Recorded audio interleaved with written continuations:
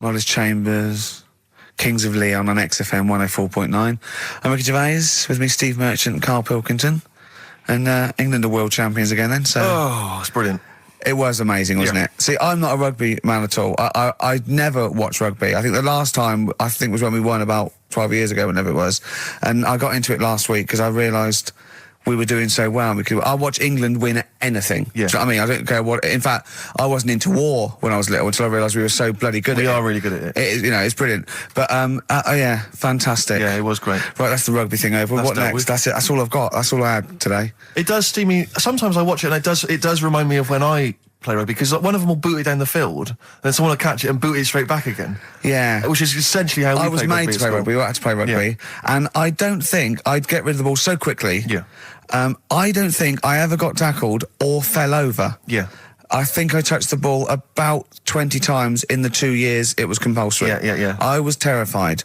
Yeah, absolutely. And, same as cricket. I can't... I'm a terrible batsman. I'm all right at bowling, but it seemed like the pastime for people I went to school was to injure you. Yes. It was funny to see someone poleaxe. It was funny to see someone get a cricket ball in the head. Absolutely, yeah. You know, I never relaxed into rugby because the first day I was going to play it, my mum, I swear to God, my mother said, "You're playing rugby today, you got the kit and everything.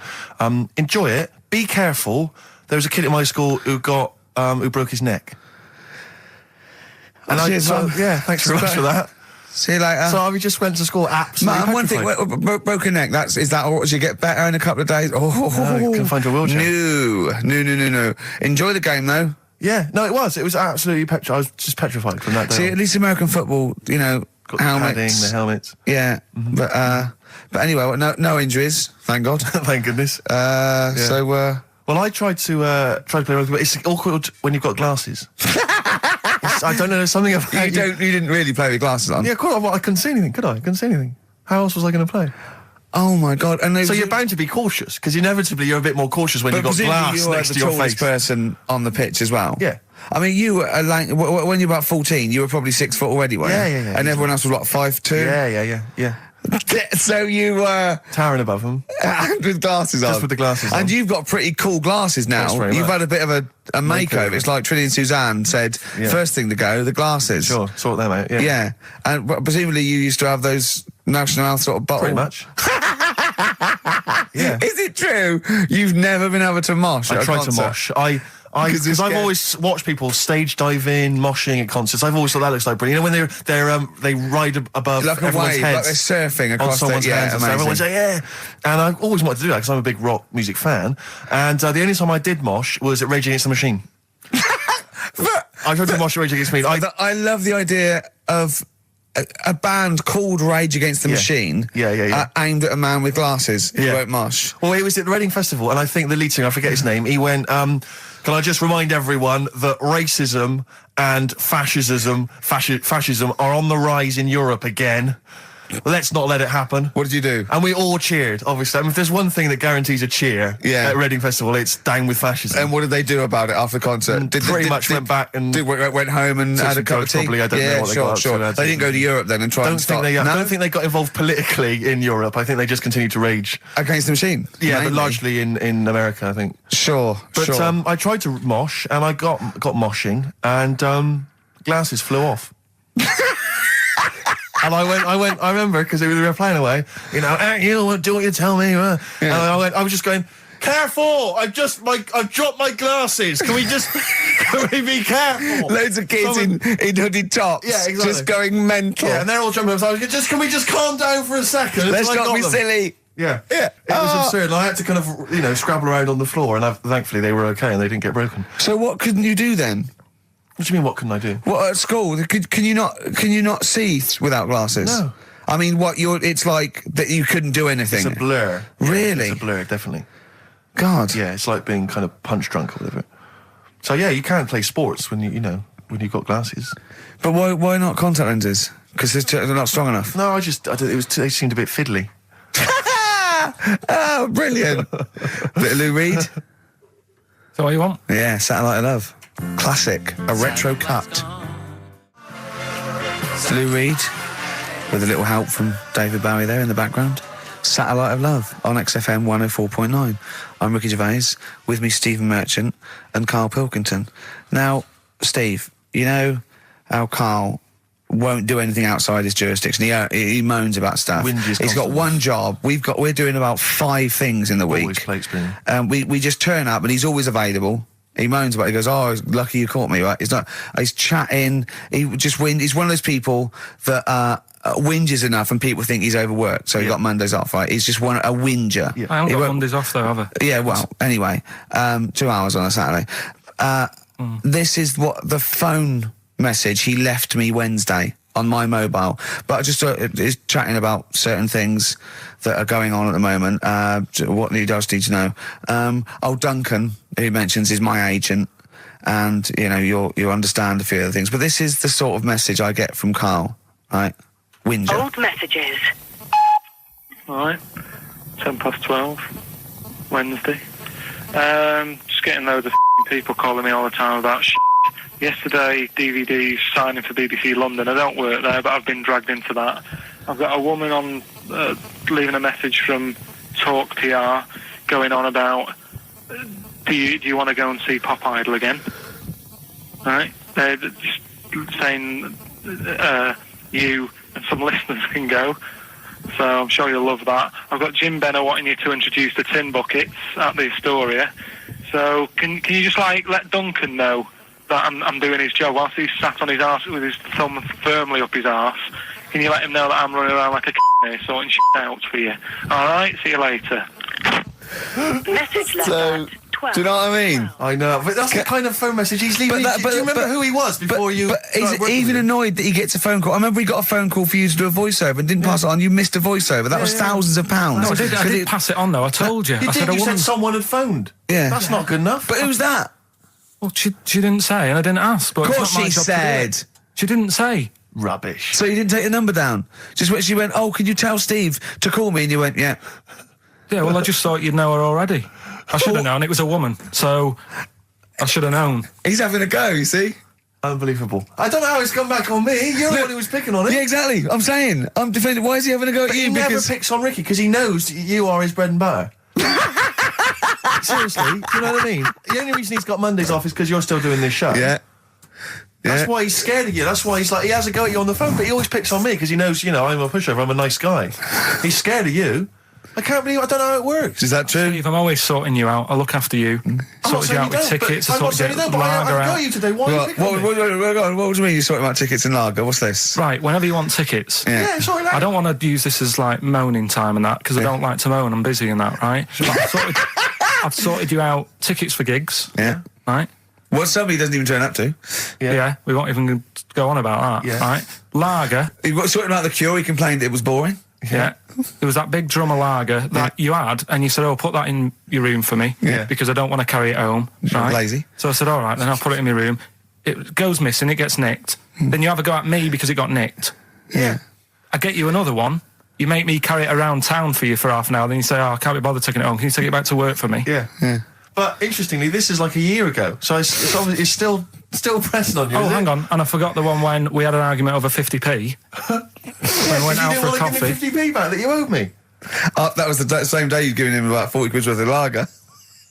But see, this is my problem. This was my point at the time. It's not the 50p in terms of money is not what's important. The fact that you think you don't have to give me money back because it's only 50p, that was the point at stake. It's me who makes a decision. Oh, don't worry about the 50p, not you. It's only 50p. I'm not going to give it to you. Do you know what I mean? There's got to be rules, otherwise it's chaos, Karl. Come on, mate. All I right? don't want to fall out about No, it. that's not all right.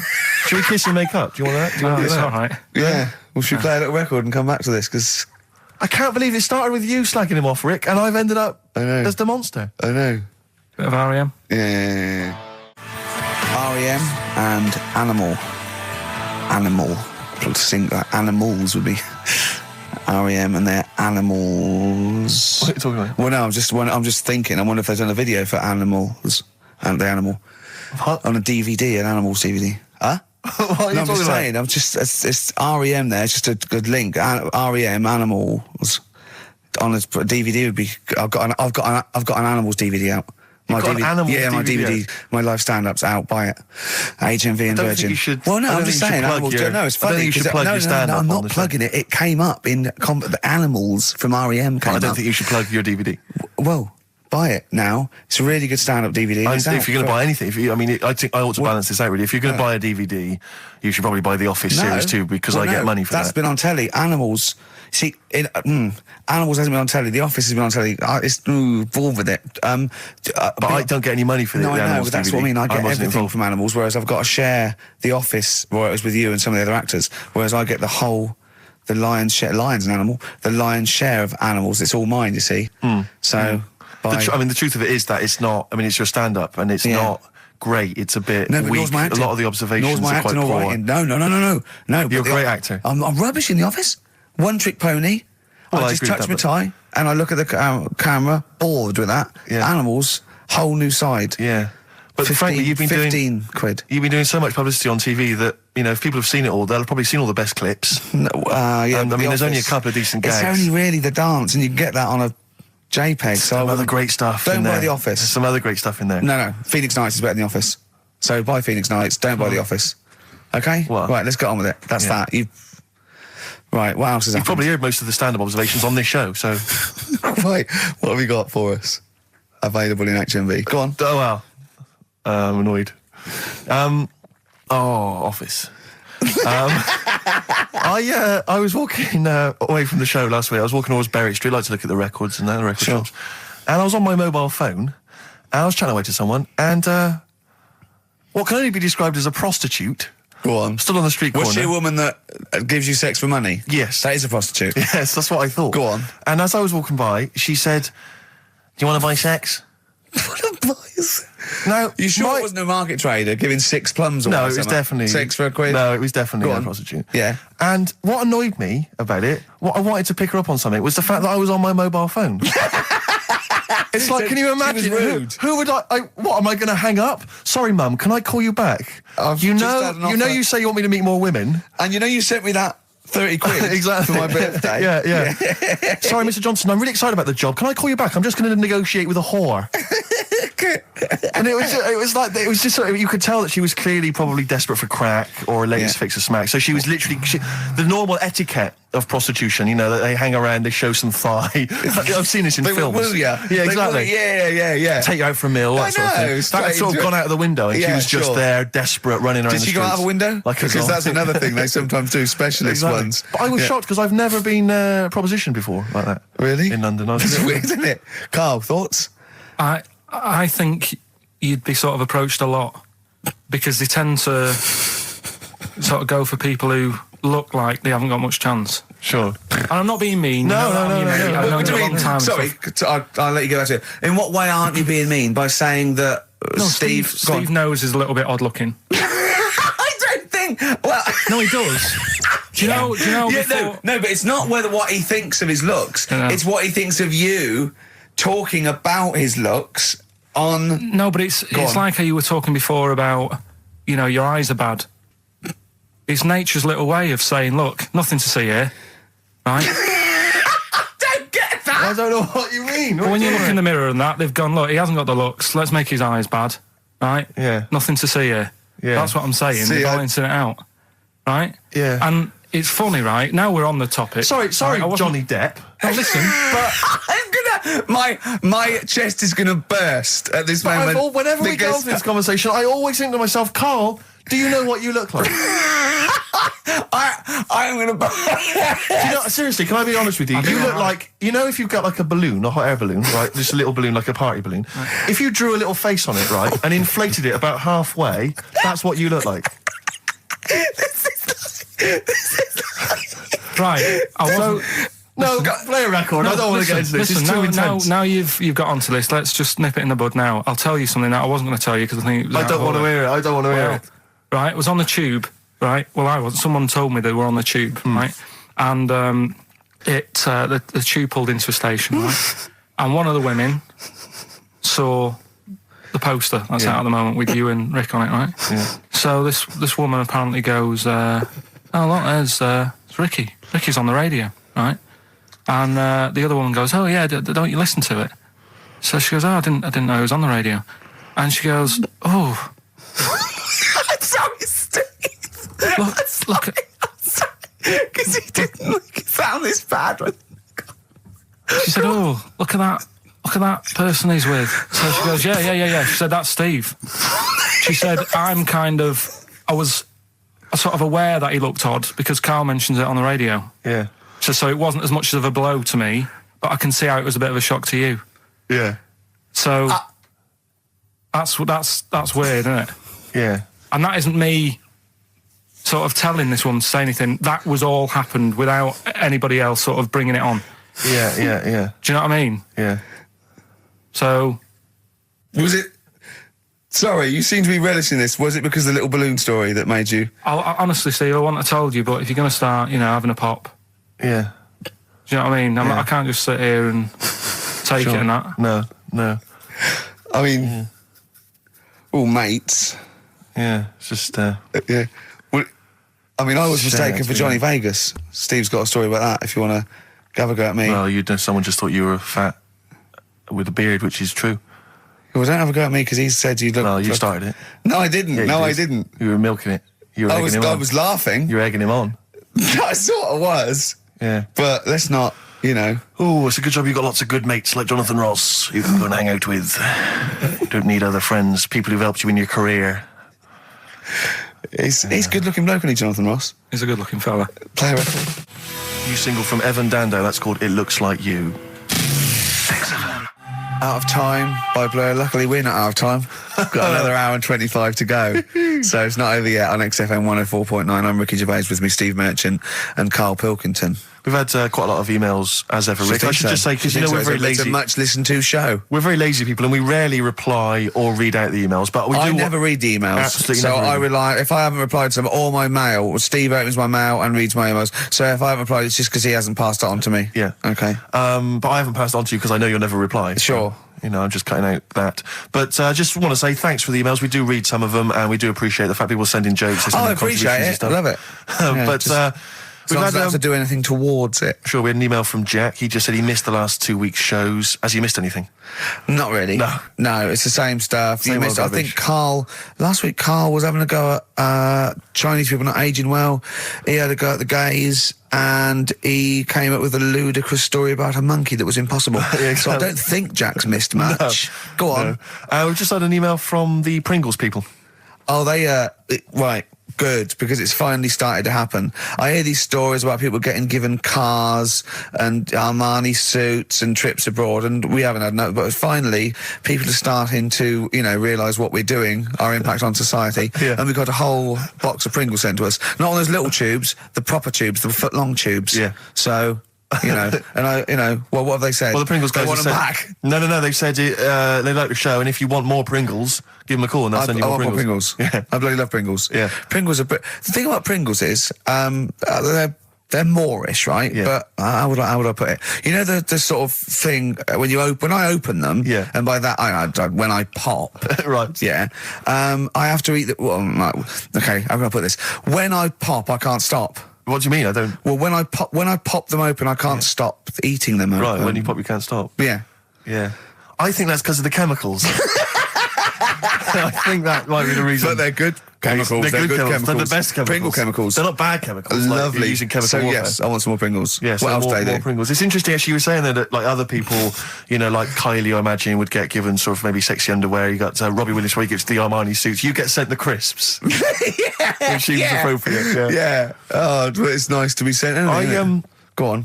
Talking of Pringles, on the Finchley Road tube station, early on my way in. There's a lot of Pringles there, isn't there? Well, I'll tell you a job I don't like. What? I wouldn't want to be doing. The woman, there's a little woman who sits in the little snack stall on Finchley Road station. Yeah. And I don't know how to describe it, really. She is surrounded by snacks. She can't move for snacks. It's Does it look like American Beauty, but with different... Not dissimilar to that. Yeah. It's a little hut on the station. And it's like, if you go to the seaside, you can put your head through one of those cardboard cutouts and it looks like you're a big fat person or whatever, and you can have your photo taken. It's like an equivalent of that, but it's just snacks everywhere. She's got bananas up to her chin. She's got chocolate coming down to her eyes, crisps either side of her. She can't move. She can't do 360 degrees. She's like packed in there. I don't know how she gets in there. I think they put her in there first, and pour in the bananas. Yeah. And then they go pour in the nuts. She has 2 hours of makeup before they open, exactly, yeah. dressing her in there. Because I'll ask for something from the fridge, and she cannot turn her head to see. She has to go by feel alone, just to feel the fridge and get stuff out and pass it. And often I'll say, that's not what I wanted, but she can. You've got to let her off. It's extraordinary. Dear. But there's no music playing. Does she have to nothing. sell her way out of it? Exactly. If it's a slow day, she's stuck there till the next day. Yeah, it's like a world-breaking attempt. Yeah. Oh dear. First Finchley Road. So if you, if you're on Finchley Road or just want to pop down there, have a look at the snack woman, because it is. It's how always does she amusing. get refills though? I don't know how it works. I don't know how she goes to the toilet or eats. I don't know what she does. Yeah. But God bless her. That's one of the jobs you wouldn't That's have. jobs I would not like. I've always worried about working in one of those big photocopying places. Sure. Because it's just that constant taste of toner. Yeah. You know what I mean? It's so dry, and I just imagine going to work with a hangover. Yeah. 8 hours in that sort of I think it's environment. those jobs where what's the best that can happen that day? Do you know what I mean? The photocopying shop. What's the best? Well, they probably have interesting things, like people going in and photocopying. Porno mags. Can I have 30 copies of my art? Right, yeah, exactly. Yeah, I couldn't make it to the staff party. Yeah, But I wonder if I could do that in here. Yeah. Carl, what job wouldn't you want to do? Well, any job. You're a lazy... You're joking, aren't you? I've done loads of stuff. I'm quite happy now doing what I'm doing. Yeah? You look happy. Trying to think. You sound happy. Yeah, I mean, calm down. You on drugs? I'm all right. Are you I on was happy E? before England have won and that. I'm happy What? for them. Yeah, go on, happy for them. I'm happy in that. Yeah, what do you mean happy for them? We are England. Happy Yeah. for us. Yeah. I mean, we didn't play. I did very little towards it. No. It was mainly Johnny Wilkinson. Yeah, I at the end barely of the- contributed. Switching on the TV was about as much as I did. Exactly. And shouting, come on! Yeah. Talking about jobs and that, though, I was reading the other day about rubbish jobs that people have had and I stuff. haven't got time when I'm at work, man. I just get on with it. I'm like Squiddly Diddly. Fingers in pies, different jobs. Go on. Do you know Ivor the Terrible? Ivan. He His Russian. Yeah, that was the Welsh fella. It was bloody awful, but not as bad as his Russian cousin, Ivan. Go on. He had a fella doing some work for him, right? This fella built his house. After it was done, right, the terrible fella was like... fella Ivan. He was going, oh, it's brilliant, you've done a good job there. Yeah. I don't want you to build another one like that. Took his eyes out. Just stopped him making an house So like couldn't that. do again. one. Blimey. That's Why bad, isn't it? didn't he take away his trowel? Then he could have seen that he couldn't have built a house without a trowel. You can't build a house without a trowel.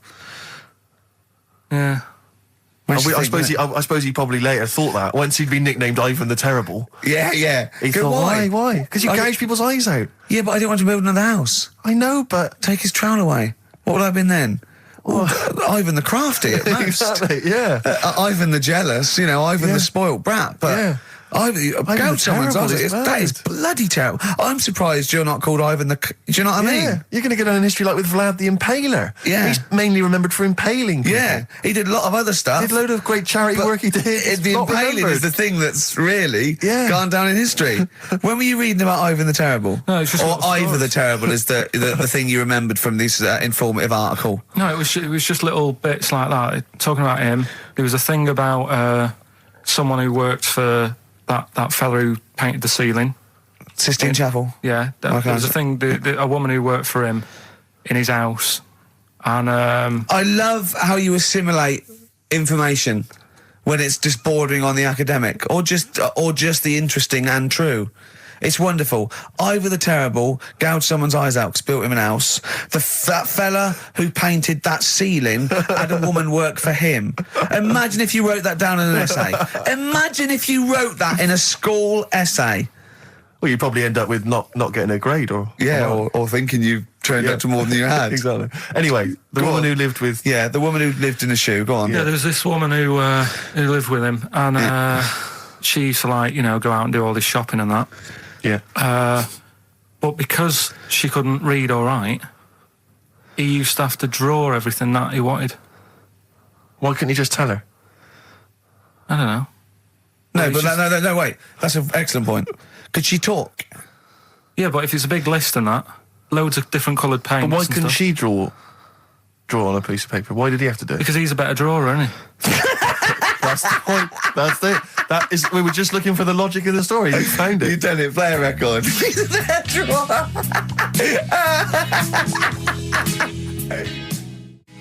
I Don't Owe You Anything by the Smiths. on XFM 104.9. I'm Ricky Gervais. With me, Steve Merchant and Karl Pilkington. Karl, over to you. This is the time where we play, well, the world famous quiz, isn't it? Rockbusters, isn't it? Yeah.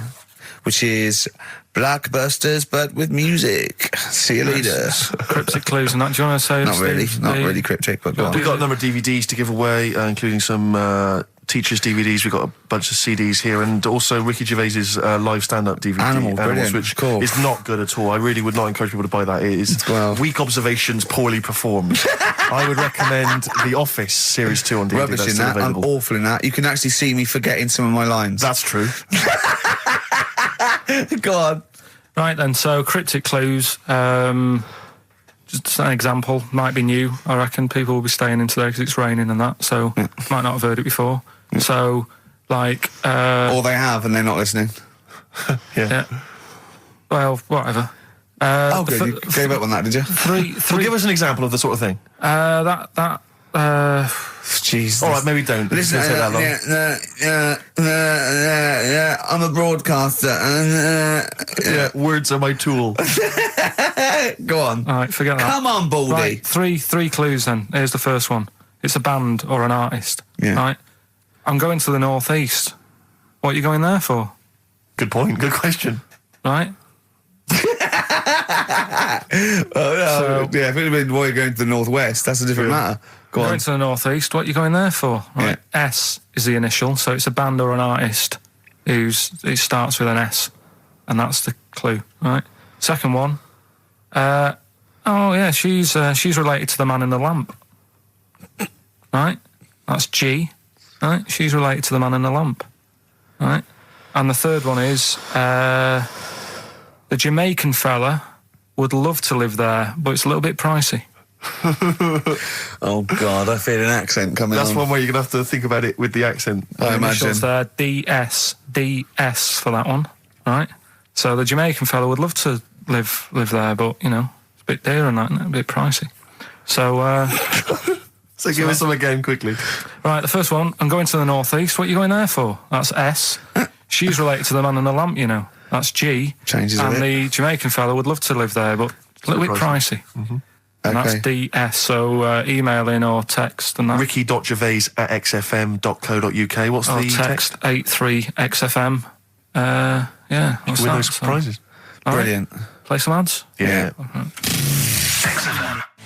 Steve, is there anything wrong with a bit of old-fashioned rock and roll, yes or no? I do not believe so. Well, then there's Jet, so roll over DJ on XFM 104.9. Who are you? Ricky Gervais, who are you? Steve Merchant. Who's that little bald mank whinging twat over there? Karl Pilkington. Yeah, The sure. one and only. All right? Oh, go on. Rick, as you know, there's always junk lying around in this studio, and not all of it is Rockbusters prizes. No. And there's I've just been flipping Some through. is the playlist. Yeah, exactly.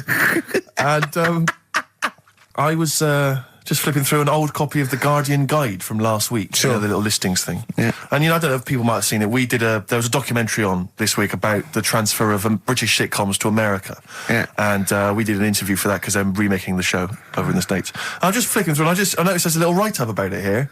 And it says, blah, blah, blah, blah, and it says, quoting me, it says, "We don't care if David Brent becomes a woman," burbles Steve Merchant, eyes bulging with imagined riches. No, my eyes bulge normally. That's not me being greedy, that's you know just that me. thing I did on it when I sort of like rub my fingers together and do that stupid Brent... People take that seriously. I know. Yeah. It's extraordinary. Oh, some people got it, but I think it was something in the paper the next day said Gervais's mannerisms could have been transferred as dollar signs. Well, I was doing it sarcastically. I was Exactly. doing it like that. I was pretending that I just cared about the money. Yeah. So, Yeah, yeah. irony... you see, people say Americans don't get irony. Most people here don't get irony. Absolutely right. That's Yeah. why they think this show's rubbish. Yeah, I know. We fooled them. Yeah. We've had the last laugh. We Exactly. think it's really good. Exactly. Karl, come on. Let's have some news. Let's do some proper radio. Have you? All your news comes from Ananover, doesn't it? That's What will where Dr. I Fox looked do at. about now at 2 o'clock? He'd do some amusing Some news. It's coming up for 2, and here is the news with Karl Pilkington. Well, like I said, it's just headlines and that. I don't bother reading on if I No like point. the headline. And it's all from You get the Ananover, story. not from a newspaper or. It's not made up or anything. These No, are real okay then. Well, headlines, so- let's see. Okay, imagine Trevor McDonald doing this. These are real news headlines. Okay then. Wow, they're real to Karl. Okay, here we go. And here is the news with Karl Pilkington. Bong. Man hid in wardrobe to avoid work. Yeah, good. All right. Bong. Teenager gets stuck in washing machine.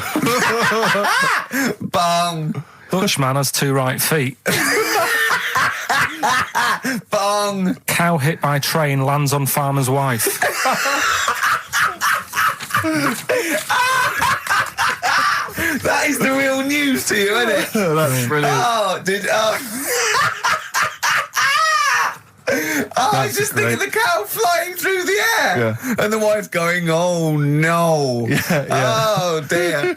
Dutch man has 2 right feet. Yeah, he's having some operation or something, and What, they put the wrong foot on him? he's got 2 right feet or something. Well, maybe it was only a right foot that was available. Good dancer. Yeah. Oh dear. What Well, else? in real news, I followed that thing with, it was that fella that got into the palace when Bush was there. Right, an The undercover journalist, yeah. I mean, it would have been a problem if he was a terrorist, but it's sort of like, and as the palace said, you know, all our tests are to expose terrorists, not journalists. Yeah. I just think it was no big deal, really. Yeah. I think it was much more big a deal for Well, I the think it was- journalist than anyone else. It's like, well, okay, well, all the journalists in the world can pop up as long as no terrorists get in. Yeah. We're all right. Exactly. Yeah. A bloke just got through a terrorist. No, an ice cream seller. Yeah. That's all right. It was like they're waiting hand for finger. I can't believe it. It's Baz Bammingboyne from the Daily Mail. Yeah. And I think that's Gary Bushell. That's fine. That's fine. Don't worry about it. Yeah. But it was just that all he did wrong though was just lied on his CV. Well, I think he did. But everyone lies on their CV. Of course. Of course. Everyone Actually, gives references. I don't think I've ever done a CV. I tried to lie. I did one once when I was at ULU and I was an events manager. I applied for a job at Radio 1 for events manager. Didn't even get an interview. Yeah. So I just stopped the CV lark. Sure. And I just, you know. The one knocked back and that was Exactly. it. Yeah. No, yeah. So, You've lied on your CV, have you, Carl? Yeah, loads. Yeah. It's just it's like someone from Little Britain. Yeah, no. Yeah, loads. Yeah, go on. Come on. there was It's one radio. when Come on. there was a job going at Granada. In fact, this isn't even lying, and I still didn't get the job. Go on. right? But Well, you Granada, don't get a job just because you don't lie. It's not. Have you lied? No, you got the job. Yeah.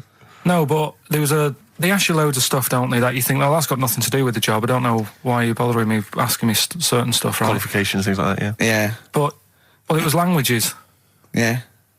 right? What did it say? It just said, you know, put your name, put your address, languages, right? And, What? Oh, yeah. And I What, just- you don't speak any other languages, do you? well, I just thought English, quite good.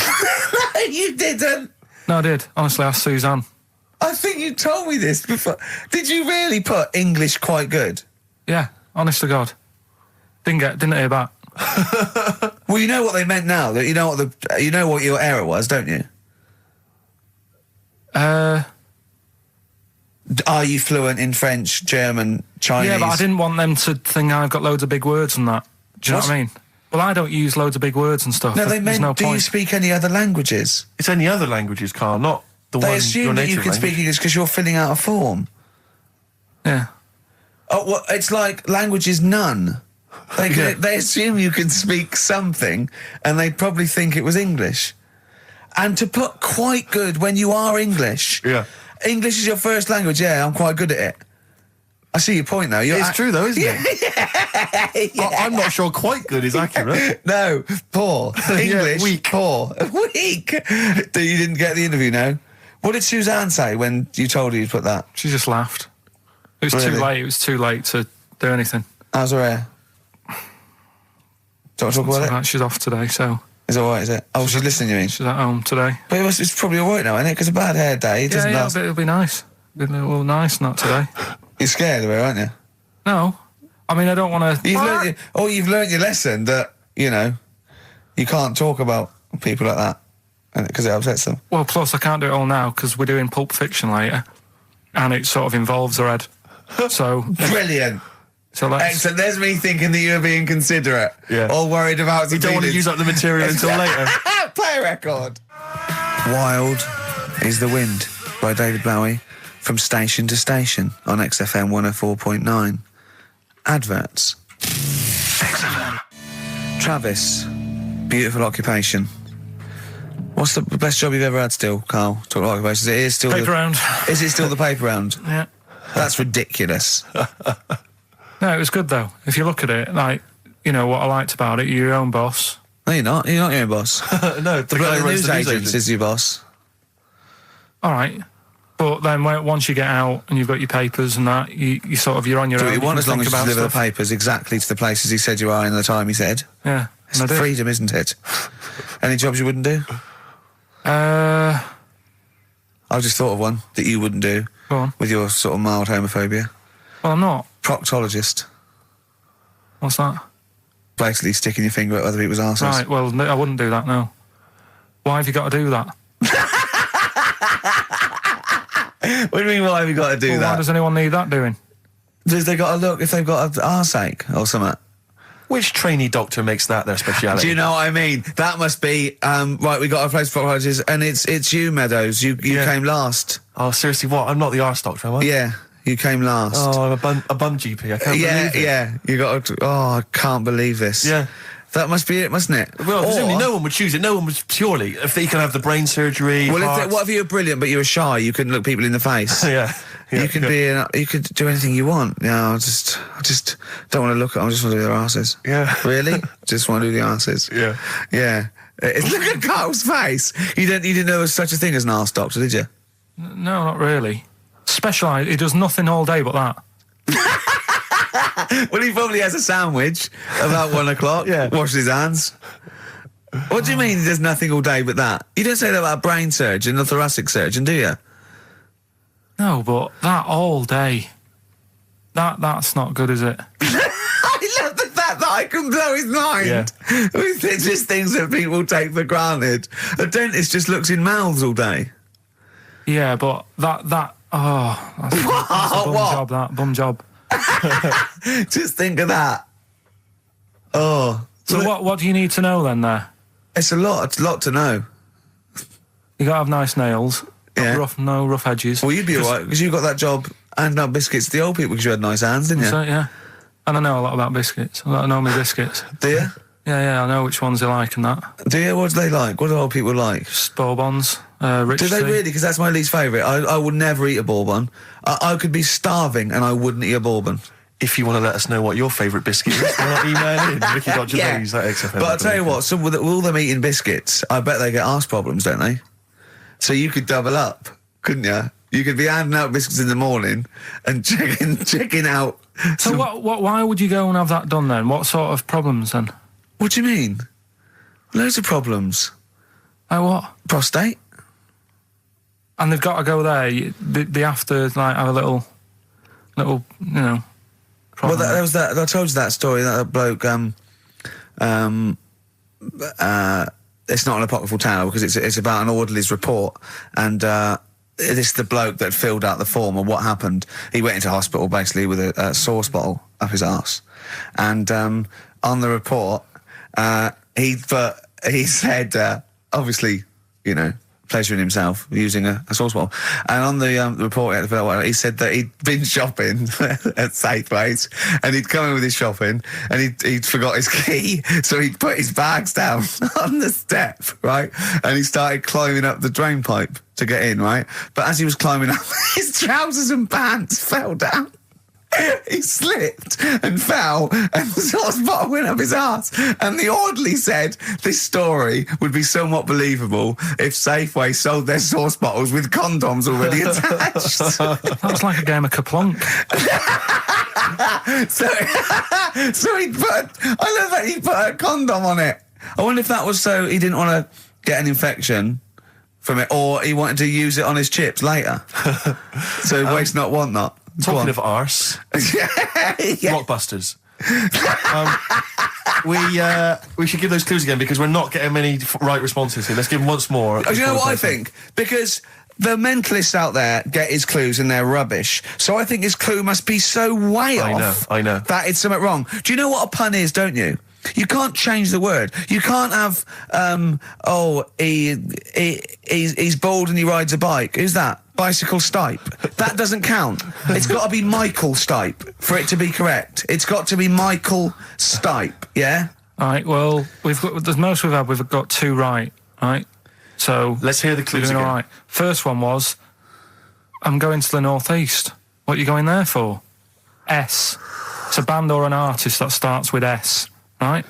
I'm going to the northeast. What are you going there for? Second one, she's related to the man in the lamp, right? That's G. Band or an artist. The last one, the Jamaican fellow would love to live there. It's a bit pricey though, right? DS. Right? DS. DS. Email in or text in. ricky.gervais@xfm.co.uk. Or on the text, 83XFM. Right? Bob Dylan. Dylan's, of course, playing in London this week. Yeah. And good luck it's to a him. classic. Bob Dylan, It's All Over Now, Baby Blue from 1960-something. Bit of trivia for you, Steve. Go on. That is the last record we ever played on the old XFM before we were fired. I bet that was a moving moment for about 8 people. I just thought of something. You know that thing we did about, they said that we just cared about the money, selling it to America? Yeah. If we cared about money, Yeah. would we be here now? Do you know what I mean? I know. I think this proves that we don't do things for the money. Exactly. Jesus. All right, Carl? Couple of emails. Monkey Matt's emailed us. Who? Monkey Matt. Oh, Matty, yeah, go on. Yeah. He says... How's the Monster? He's all right. He says, Carl has missed a cracking headline from The Sport. Hide-and-seek champion found dead in cupboard. I hope it's real. I don't know if it is. I doubt it. Just looking through some of the news stories that Carl did make it into Carl's news roundup. Yeah. This one you might be interested in. Headline, woman says partner ran off to become vampire. Yeah. And it says a young mother says her partner has dumped her to become a vampire. Rebecca Roberts from Somerset says Matthew Barrett fell for a blood-worshipping woman in a US cult. The 23-year-old mother says he began shaving all his body hair, dressed in black, and used Rebecca's lipstick to redden his eyes. Rebecca caught him performing weird blood rituals in front of his computer at night, cutting himself to prove commitment. She said, I thought it was just a hobby. Everyone's got a right to one. I was pleased he'd found an interest. Brilliant. This is apparently from The Sun. Apparently he's left. He's gone to America. He's living in this Ohio-based cult. But it's the last bit where she's been asked whether or not if he came back, would she take him back? Sure. And this is where I wonder if the journalist, you know how journalists are supposed to just report the news, be objective. Yeah. I wonder if maybe the journalist here has maybe had some interference. Made the quote better for them than go on. Because it says, I never thought this would take over his life. Now, if he came back, I'd say fangs, but no fangs. Oh, dear! I can't believe. Imagine you're the woman, Rick. Okay. And I've come round. You're the to you. journalist. I'm the journalist, and I've come in Okay. and I've said, okay, I read about this. All I have to do is not say that thing. You've come. I understand you're obviously quite upset. Your husband's gone gutted. off. If he came back, would you take him back? Definitely not. Right. What would you say to him then if he came Just back? get lost. Right, but I'm really pissed off with you. Would you perhaps say something a bit more pithy? Not in this situation, no. You're upset? He cuts himself, he drinks blood, he's left me. Sure, no, sure, sod sure. off. I'm not interested, mate. Because I tell you what. Go on. I mean, I like what you said there, but I wonder Yeah. if we could condense that a bit more. If he came back, would you say... Go away. Would you say something? Would you ever say something like thanks, but no thanks? No, because it makes it flippant, because I'm really angry. I know you're annoyed, And I'm but- upset, so I wouldn't Sure. say... I certainly But what- wouldn't say thanks. I might say no thanks. But what if you sort of said it like aggressively, like you were giving him the finger? Thanks, but no thanks. Like you didn't really What, mean sort it. of sarcastically? Sarcastically, would you possibly say? I that? might say thanks, but no thanks, and Right. that'll be it. And that's Right. and I'd leave it there. I'd never change that. Sure. I'd never change those words. Can I ask you a question? Go on. Do you like puns? Hate them. Right. I don't like It's Countdown. interesting. I don't like QI. I don't like any of those posh Cambridge, Oxford types. I hate puns. If you had to say thanks, but no thanks in the form of a pun, what would you maybe say? I wouldn't. I never would. Right. I'd say thanks, but no thanks. I would. I mean, I feel embarrassed that I'd even say that because I don't think I would even say thanks, but no thanks. Okay. But if I did go that far, I'd leave it there. Sure. So- have you ever noticed, as I have, Go on. the similarity between the word thanks and Fangs. Not really. It's only very similar. Not Thanks, really. Fangs, F-T-H, there's a K, Fangs very much. G, it's A and S. Well, the A, the N and the S, but that's about it. Would you agree it sounds marginally similar? Yeah, Is it possible you might one day say Fangs but no Fangs? I wouldn't know. Right. I could put that though, could I? But don't say I said it. Right. I mean, yeah. Fangs, but no fangs. Yeah. This is the thing. Just, if you ever read an article in The Sun, The Mirror, anything, do not believe it. Really seriously question and query it, because If it ends with fangs, no if fangs. it ends with a pun, Yeah. almost certainly they never said it. Feeder. Do you know what? I'm annoyed at now, right? We've got another ad break coming up. How many ad breaks have we had in this show? I know. Carl, how many ad breaks have we had in this It's only show? about 3 or 4 an hour. 3 or 4 an hour, so about 3 minutes. So 20 minutes. 20 minutes is wasted on shite. I mean, apart from the stuff we talk Well, about. it's funny you should say that, because someone said to me last week that they felt that there were more adverts now on the show than there used Are to be. there more adverts Rick, in this show? I think, just checking some of the emails, I think that's because people are requesting them. They find them more entertaining than what we're giving them. But can't we sort this out? Well, don't go on about it. No, can't we though? Why can't we have less? Why have we got so many? Is it? It happens, doesn't it? Well, no. You can't listen to radio in after every record. It's bad enough trying to keep them listening with the rubbish we come out Yeah, with. we've got Rockbusters here. Let's get them back. Right? Right, Come on then. first, it's, Right, has anyone got all three? No. No, right, okay. So there's some. I'm going to ban Rockbusters. Okay, go on then. What are the clues again? Tell me the answers. Well, give us the ones that they did get. All right. Well, they did get. She's related to the man in the lamp. What's that? That was G. That was Genie. Genesis. All right. Genesis. Like Genesis. So it's the sister of the genie. Genesis. Genesis. They got that one. No. What's the band's name? Genesis. So no, Genesis. say the band name. Genesis. Right, okay. Well, I don't get it, because Genie is just nothing like that. Well, they did, so don't worry about it. Stop worrying about the ads, stop worrying about that, all right? The third one was, the Jamaican fella would love to live there. Go on. But it's a little bit pricey, Go on.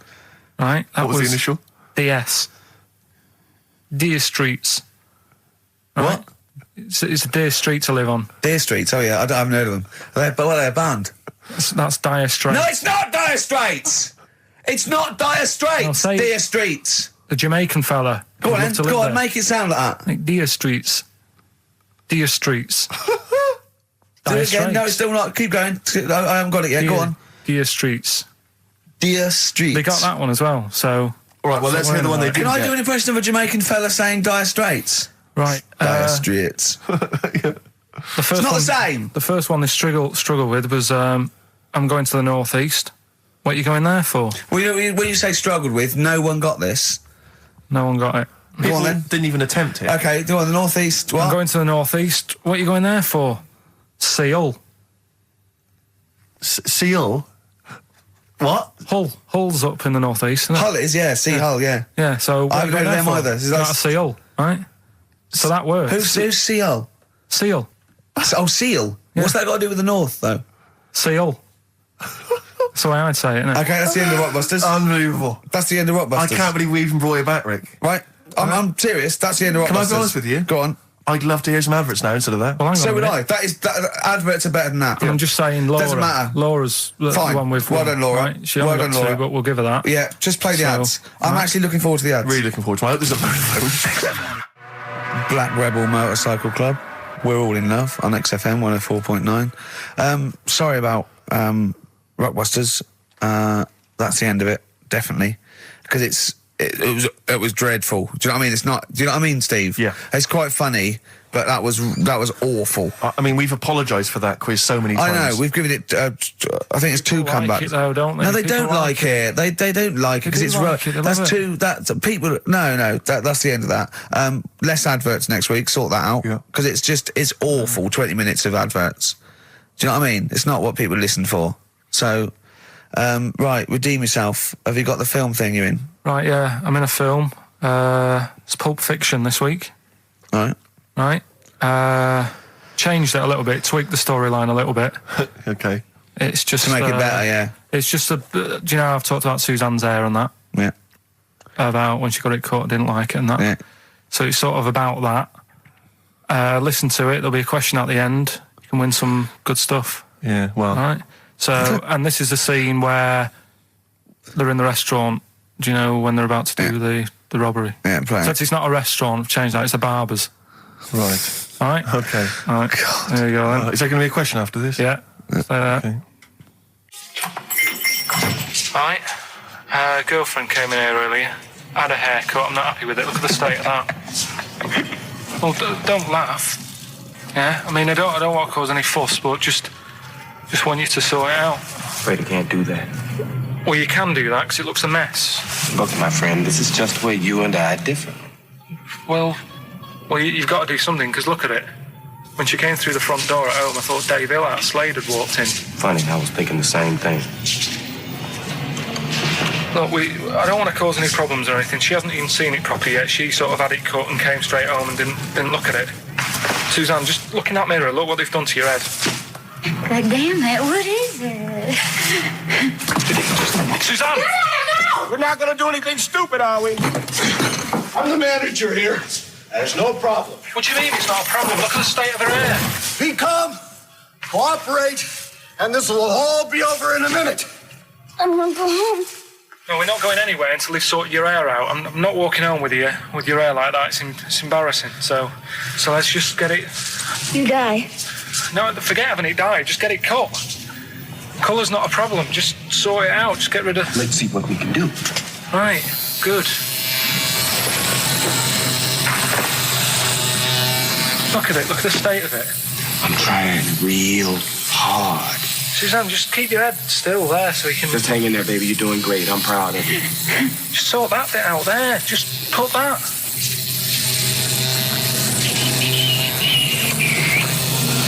My barber says I've got the hair of a Chinaman. Have you heard that before?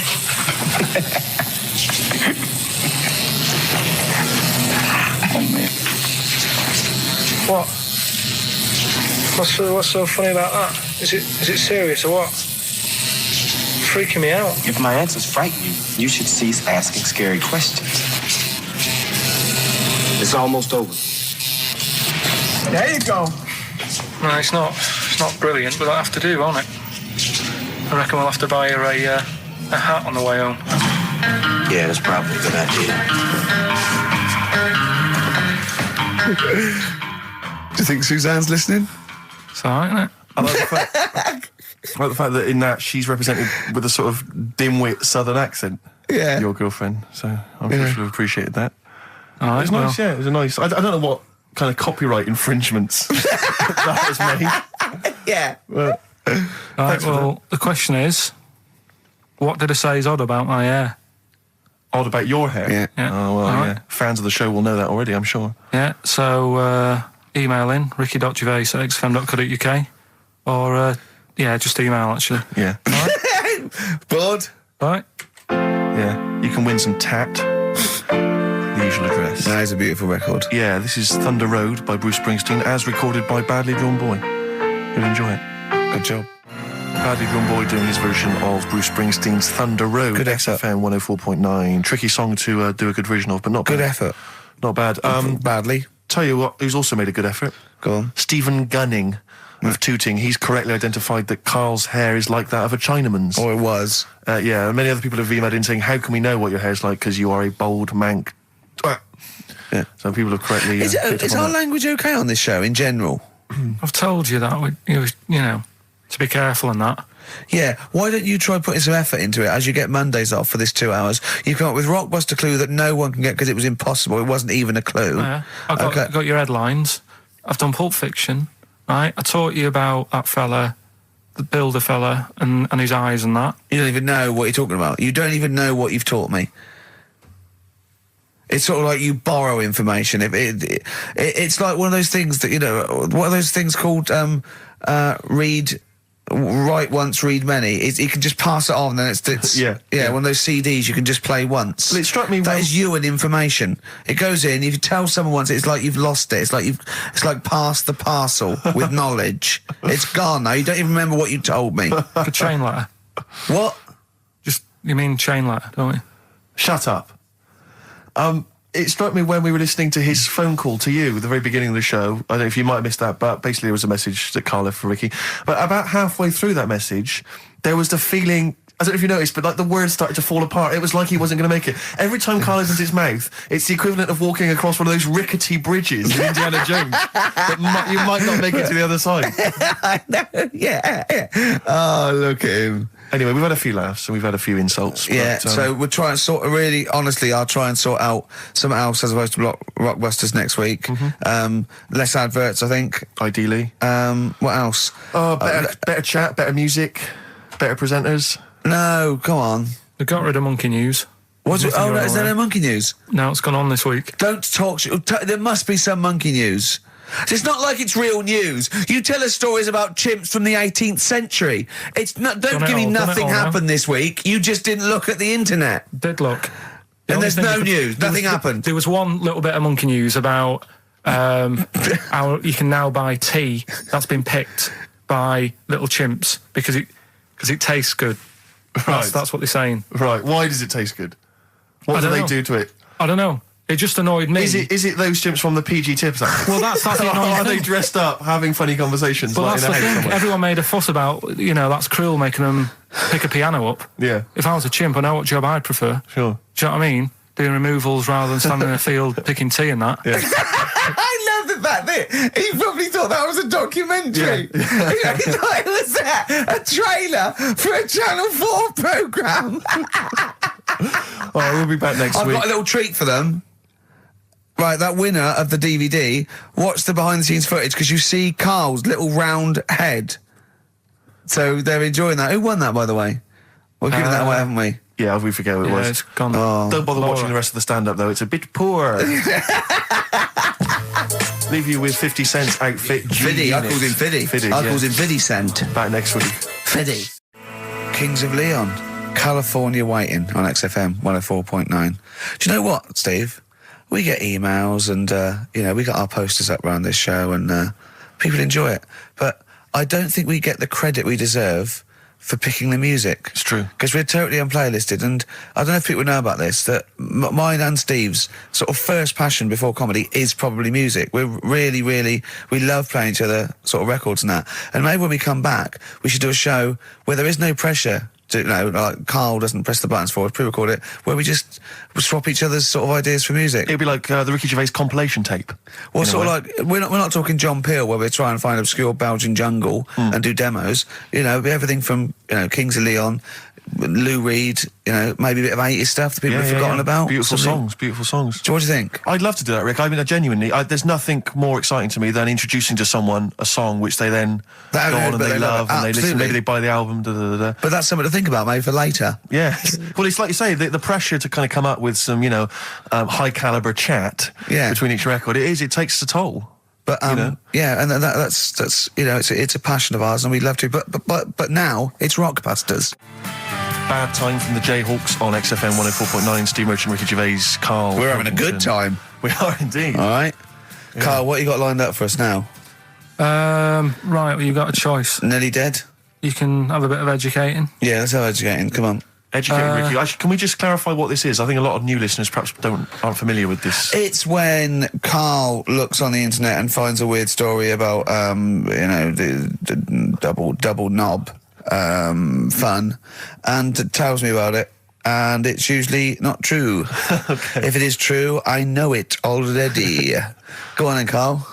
They're not really weird stuff. It's just stuff that's gone on. That's interested me. That's all it's about, and I educate about it. I should just confirm that we've had a number of emails that say the baby born without a knob and then having one transplanted from a baby that luckily enough had two knobs is apparently true. Right, Yeah, there you no, go. listen. So, I don't question that you could be born with a deformity and get someone's, fingers, knobs. What I'm saying is, it didn't happen with the doctor goes, I'll leave with it. I don't believe it. That baby's got two knobs. Exactly.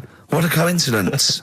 I bet that little bit of information isn't in there, is it? Sure. That he went out the door, I'm going to get a coffee, came back, bloody hell, hold on, no, here's an extra knob, I found an extra knob. We can put that knob on there. Perfect. Travis, writing to reach you on XFM 104.9, all right? couple of emails here trying to respond to our requests for nursery rhyme related information. Oh, go on. Nikki Williams says that she was at infant school and she had a nursery rhyme book, and in the book, and this may just be the illustrations, but apparently the 10 in the bed in there were small baby monkeys, which you'll be loving, Carl. But again, I suspect that might just be the illustration that accompanied I remember I had a book of nursery rhymes when I was little, and my brother, he was older than me. I was about 5, so he was about 16. And I remember him and his mate just absolutely cracking up because it said, up Jack got and home did trot as fast as he could caper. He went to bed and bandaged his knob, N-O-B, with vinegar and brown paper. I've since found out that knob is like the old English for head, but I didn't know why they were laughing. Of course. They were just cracking up. This was, whenever one of my mate's brothers came around, he said, "Where's your nursery rhyme book?" And he'd read it to him. Yeah. And it was just the funniest thing in the world. The brown paper and vinegar was a popular method, because didn't Jack and Jill use that? They used something similar. No, that was Jack and Jill. That was Jack and Jill. Yeah, that's Jack when he broke his crown, which obviously, that means his head as well, doesn't it? Yeah. So he's fractured his skull on a sort of like an outcrop of rock. Yeah. And then... is that still used, the brown paper and vinegar? I don't think it is. I don't know, maybe in Manchester they're still using that, I'm not sure. Yeah. Tracy and John Burton say that they reckon a Humpty Dumpty was actually a cannon that used to sit on the walls of the castle in Colchester where they live. That makes sense. Yeah, that would make a lot more sense. on a wall, had a great fall, because I couldn't put them together again. So he had... they broke the cannon, or it meant it exploded. Maybe the cannon fell apart. Because people used to get blown up by cannons just doing it wrong, didn't they? Sure. Which is hoist by your own petard. Right. Where that comes from. Right. Coming back and blowing up in your face. So that makes slightly more sense, because you would want to send for the King's Men then. Yeah, and the horses. I think the horses just came along anyway. Well, that was quicker. Sure. The quick King's Men, it took them about 3 minutes, with the horses there in about a minute. So, but I mean, if it blew up, there's nothing I could do. Yeah. So we got to the bottom of that. See, the educational, Carl. See, this is real education. You know what I mean? It's got a bit heavy though, doesn't it? What, Humpty Dumpty? Yeah, it has got a little bit heavy. Let's dumb it down a little bit. What do you want to do? Mary, quite contrary? We're doing Rockbusters in a bit. Hang on a minute. What? Before you even get to Rockbusters, oh, man alive, there are loads more verses to Old Mother Hubbard. Are there? I'm going to digest these while we play the ads, and I'll see if there's any salient information I can give you afterwards. Brilliant. Moving on, what's the next one? Would she be able to breastfeed? Yeah. And she'd be able to do it standing up while he was on the floor. Talking to nipples. Come on. There's a lovely juicy pair over there. Okay, I think that's the last show. People should actually phone in and speak to Carl and try and convince him. Forget that. Yeah, what's the number, Steve? Forget that. We haven't got time. Yeah, he hates answering it. We'll do it during the record. Leave it. Phone in if you want to speak to Carl, if you know the number. Call in, try and convince Carl to kiss a little nipple. Don't want to. Rick, I should just point out that I feel... Don't answer back! Come on, I think Carl has offered nothing there. I think those educating Rickies were appalling. And the only thing that would redeem the show is if he kissed the nipples. Kiss the nipple. Phone in if you want to speak to Carl. If you know the number, call in and try and persuade Carl while this record is on. We'll answer the phone.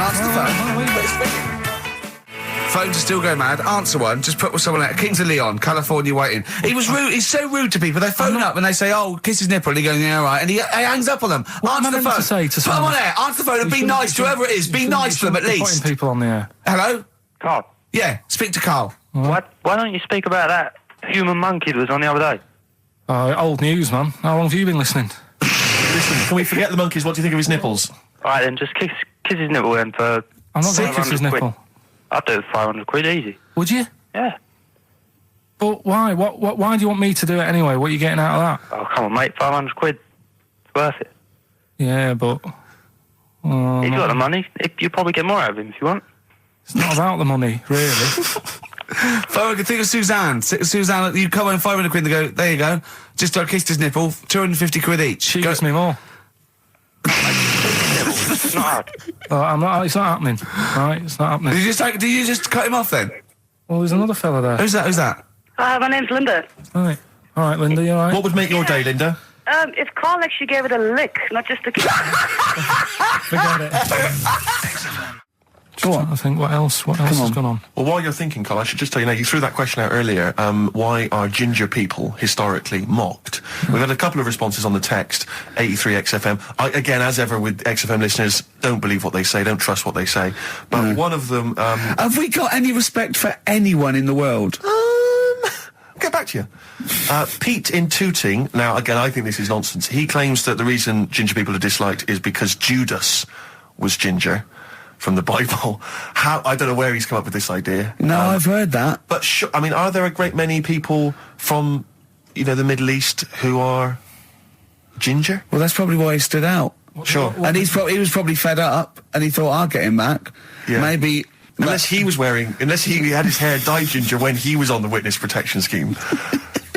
What did which he presumably do? he had to go into after all came out in the book. What did he do? What did he do? He stitched him up, didn't he, to the Romans, didn't he, Judas? Did he do it for 40 pieces of silver or something? I'm not big on the Bible, but apparently...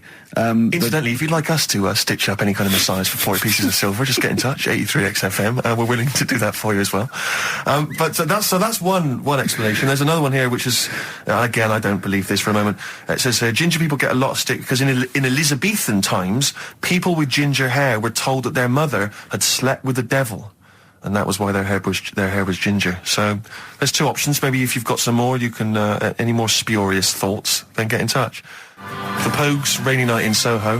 I hope there isn't a rainy night in Soho tonight, Rick. I'm sure you're one of those who agrees with me. So we just had an email here from a guy called James Lee. He says, hi, just writing a bit of info on the scientists in Antarctica. I'm a scientist who's just come back from one of the Antarctic bases called Haley. There are 15 people staying there over the Antarctic winter. The scientists are looking mainly at the atmosphere, things like the ozone hole and meteorology. Right.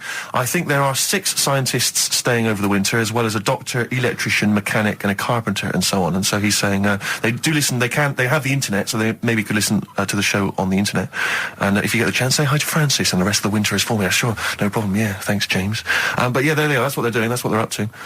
But why are they asking you for a message though? When I mean, have these people got families and that, or are they convicts or? No, what do you mean? Of course they probably do get messages from their family. Well, why are you doing one for one? Is that, I mean, do you know, like you see it in, like, Porridge and stuff like that, where if someone's in prison and no one visits them, yeah, and they sort of look a bit fed up and that, is this message that you're doing for like, people who don't get a letter in the post from... Brilliant. So they put this on the shelf until someone doesn't get one. All right, Hargreaves? Yes, sir, I didn't get a message today, sir. Yeah, I've got a message, Hargreaves. I've what, sir? Hargreaves, you have got a message. Really, sir? From Ricky Gervais. Really, sir? And I give it... Don't talk, please. There are scientists listening. Try to keep the talking shit down to a minimum today. What's annoying me is, right, they're saying this stuck over there for months, but it seems to me like they're wasting a lot of time. Right? Why? Well, you're saying they probably watch DVDs. They're saying they've got internet access. Yeah. Yeah? Well, I'm wrong. Listening to messages, yeah, get the job done and go home. Well, well, then we don't have to tell them anything then, because they listen to the internet. If they got the internet, then, yeah, it's a waste of time. Good point. Play a record. Well, hang on, before that, here's a good point. You've had a long time to research what's been going on in the world. We just had an email here from Nicholas who says, why haven't you told them about the recent Pig Olympics that just went on in China? You've missed that one, Carl, once again. Who won?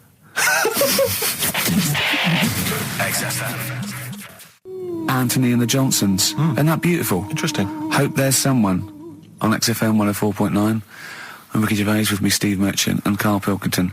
Well, Karl, more revelation. We were talking about it last week, but Karl brought it up again just now.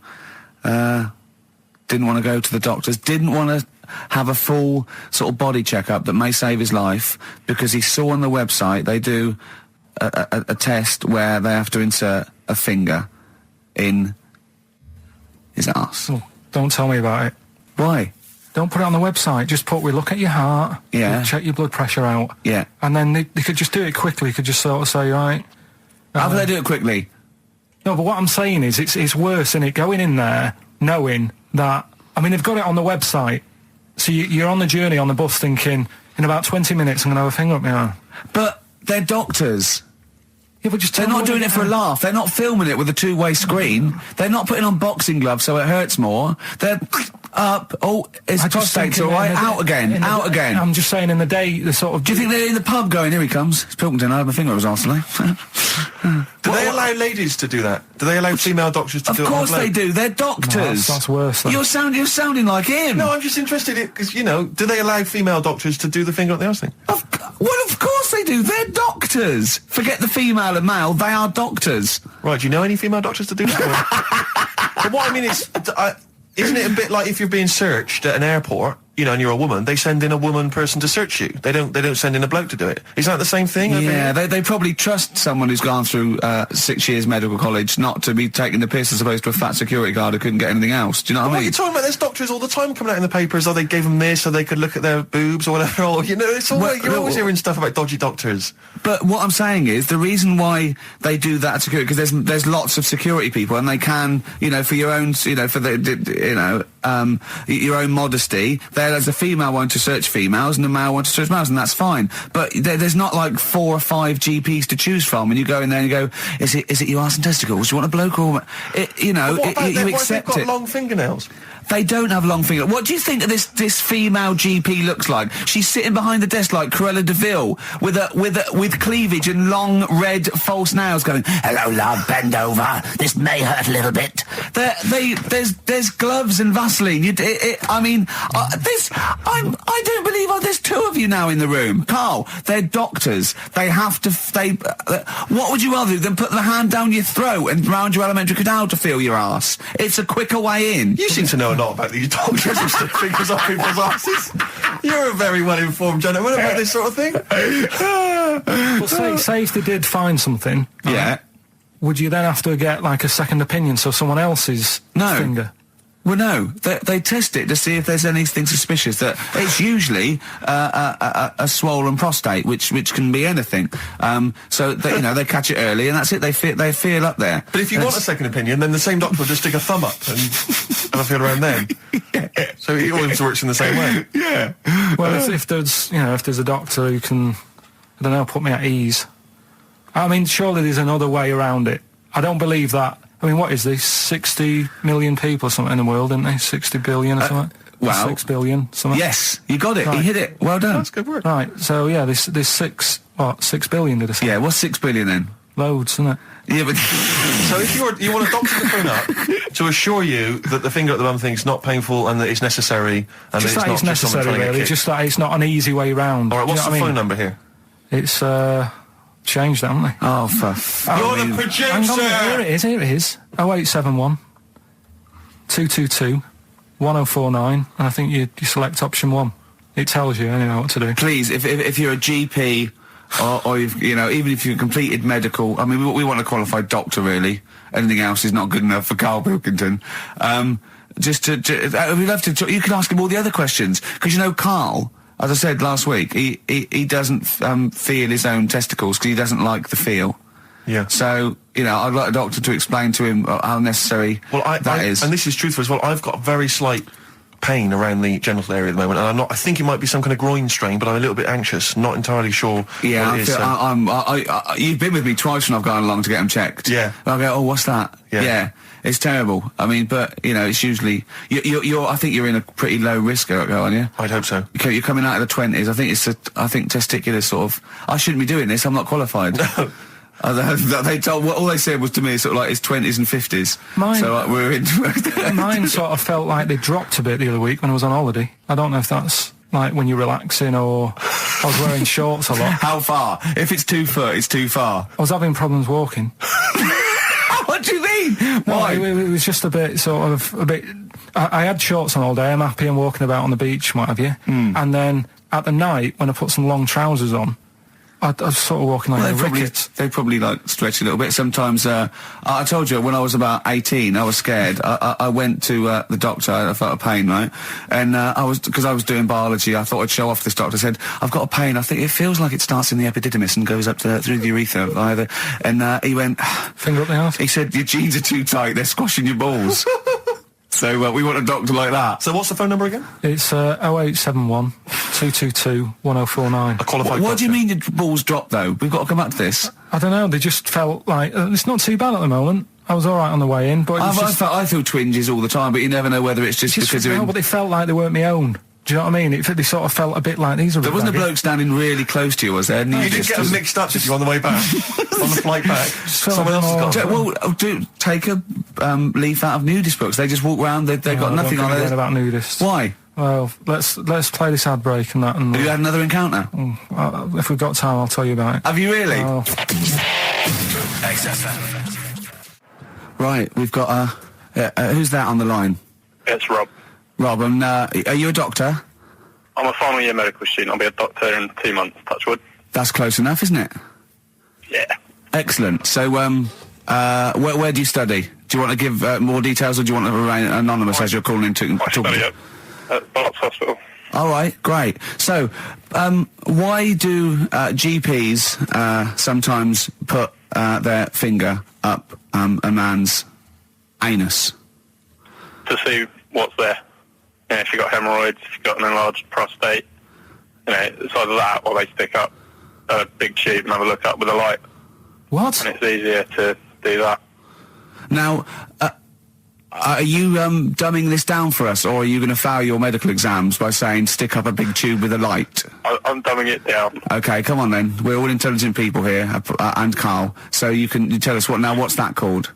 It's called a sigmoidoscope. Right. Nice. That was a clever test, wasn't it, Rick? 12-inch long. Yeah. 12-inch long tube that they can put up there. So, Carl, would you prefer that or a finger? Well, so do they sort of do the finger first, and then? I mean, at what point do they say, "Hang on, we need a light here"? I mean, it's normally if there's something wrong. But so if I go then, say if I go to this well-known clinic, right, and they go, yeah, the art's good and that, yeah, finger, there you go, and then they go, hang on, I'm going to go and get me light and tube. I could start worrying then because they've sort of found something. And they're not likely to go straight in with the tube. They'll probably send you off some tests first. But Carl, there's nothing. Hospital. But you go to these places to put your mind at rest and to know where you are with your health. I mean, it's not that you go along. That's what most people worry about. They think that because I'll go along and they'll find something. Well, one, that's illogical. It doesn't heighten the fact they'll find something because you go along. And two, if they do find something, it's a good job you went along. I mean, I'm a hypocrite because I don't go to the doctor, but I've had that Carl, done. You should be concerned if when they shine the little light in your ear, it comes out the other side of your ear. No, the other ear comes right out the other side. That's when you should be worried. But Rob, right, you said then if they find something, they send me off for some tests. Why can't I just have the test without that and cut out the middleman? Do you know what I mean? Because you're wasting lots of money. There's hundreds of tests they could do, and they could do every test, and they could all come back with nothing, or they could do the finger up there and send you for the 3 tests you need to find out what's wrong with you. But in this day and age, with all the technology and that, and like brainy doctors and all that, the only way to find out is sticking a finger up there. What are you worried about, Carl? Is it fundamentally that this doctor who's has done 6 years medical training, is it embarrassing to have a man's finger up your ass? I just don't understand how you can get round to that without... But what don't you like? Is it fundamentally you don't like anything up your ass, or is it the fact that it's a man's finger up there? I don't like going to the doctors. It makes me nervous, because I think if anyone searches you long enough, they're going to find a fault with you, right?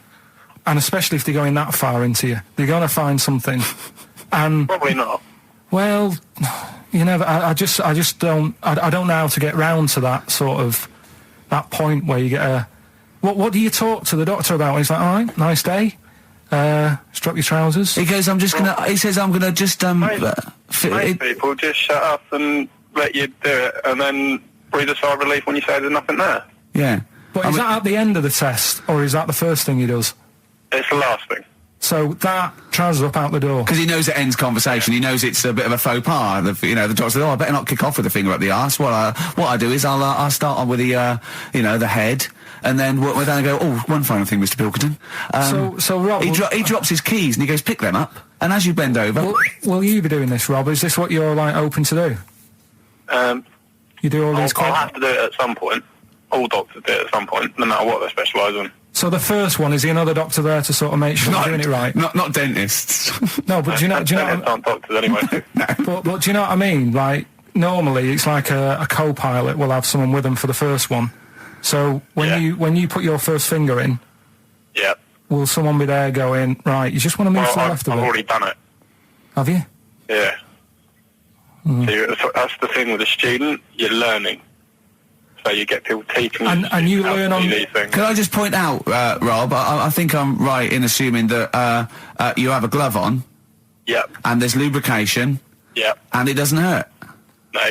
There you go. What are you worried about, But Carl? who's this person who everyone's testing on in your class? It's not one person. One person. There's like, when a patient comes in and they've got a problem, your boss, the consultant, he does his finger up, and if Yeah, he but- finds something, he goes to the patient, is it alright if the student has a feel as well?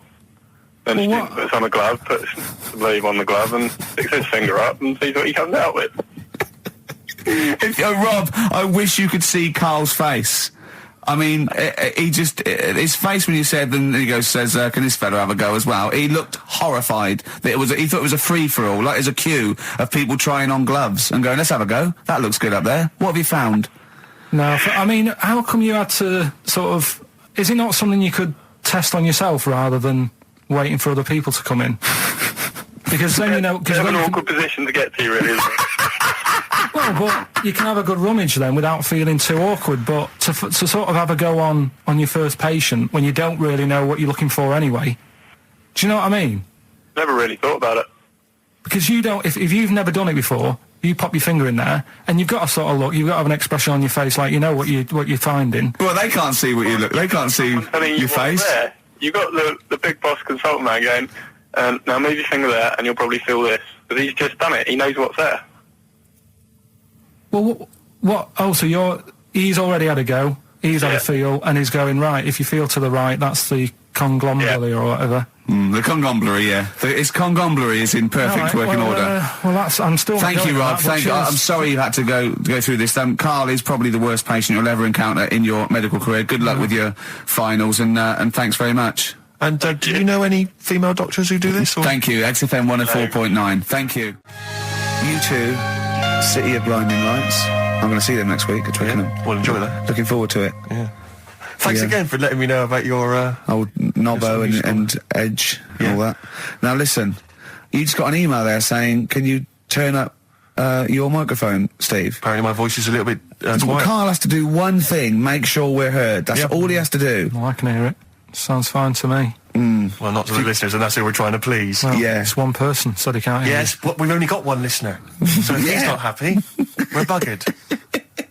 You're allowed to say buggered. Not twice, certainly. Once could have been a mistake. Yeah. Twice, pointing it out is definitely, complaint material. Neil Young from the album Zuma, and that's Pardon My Heart on Beautiful. XFM 104.9. Ricky Gervais, Steve Merchant, Karl Pilkington. We just had a text here that says, and I don't know what truth there is in this, as ever, but John says there is apparently a nude bike ride today in Hyde Park. Now, I can't believe that's the case, because I don't think it's allowed, is it? You can't ride around with your veg out, can you? I don't know. Why would you want to? Well, good point. On a bike. On a bike, I love the fact that that's what disgusts him. Do you know what? If we did appeal for a nudist to call in, I'd want a very specific sort. I want a German nudist, a middle-aged man called Helmut. Okay. If there is any, or the closest one to it. So I want a middle-aged man from Germany. If your name is Helmut, you're in. But I'll accept Hans. Carl would be good, wouldn't it? All right. Yeah. I think I'm wondering if the age might. Maybe we could broaden that Okay, a just little bit? a German nudist bloke. Right. Can he at least be fat? Can I find a fat German fella? If your name's Helmut, we're going to give you a big prize. Yeah. But, any fat German fella who likes to get his sausage out. Sure. Okay? It's sauerkraut. Yeah. What's the phone number?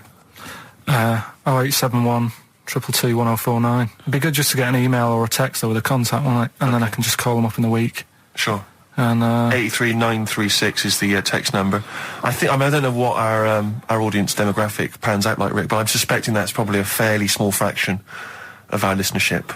I know, but the fat there must be German someone out there. If you nudists. know a fat German who likes to get his tackle out, phones are going. Straight away. Just answer it, Carl. Just answer it. Just pot that. it could be anything. Well, just see what it is. To be fair, it could be a nutter. But just say hello. Just tell his nutter straight away. Important, he'll stay there, won't he? He'll stay there. Well, answer it. Let's Answer leave it. Leave it. Answer it. Oh, you see this? It's gone. It's gone. There you go. He bottled it, so just as well. Well, you took too long to answer it. Lloyd Cole, Impossible Girl on XFM 104.9. Wow. Rick, I'm just reading an email we've had, and it is indeed true. Scores of naked cyclists will be wheeling around London today in a mass protest against oil dependency. The World Naked Bike Ride will see the arresting sight of up to 200 daring riders bearing oil in their cycle past some of the capital's most famous landmarks. Have they got to wear an helmet? Are they against wearing a helmet? Well, I think they're trying to make a statement, I would imagine. I don't know. Well, they don't have to wear a helmet. It's not law to wear a helmet on a bike, is it? It's for your own safety. It's sensible. You're right, yeah. Well, it's also sensible to just pop some pants on. Just pop some pants on. Are you going to be popping down there and cheering them on? I'm not going anywhere near it. What are they going against? What's the problem that's going on? Oil dependency. I think, generally we're consuming too much oil, aren't we, in the world, and it's going to run out one day, and we've not got any alternatives. Talking of campaigns and things and that, did you see Sir Bob on Jonathan Ross last night? Sir Bob Geldof. Sir Bob Geldof. Yep. Are you going to walk to Edinburgh or sail to France, Carl? What do you think of all this? The G8? I think it's good that, he's doing some stuff for the world and what have you, but probably won't bother. No. Having a walk. What do you make of all this campaigning? He's dedicated his life to this now, hasn't he? Yeah. I mean, it's interesting. I was watching him last night, and I respect the man. I mean, he used to work here, didn't he? Did some shows and that. Mm-hmm. It's good. It's all right that he can do it, but... I assume that's not why you respect him. I assume you respect him because he's trying to save a nation, as opposed to he used to work in XFM for a while. Yeah, I know, but I'm just saying it's good that he's given up a lot of his time to, try and save the world and that, but, there's a bit of me that's kind of like, is he wasting his time a bit? Right, well, what do you mean wasting his time?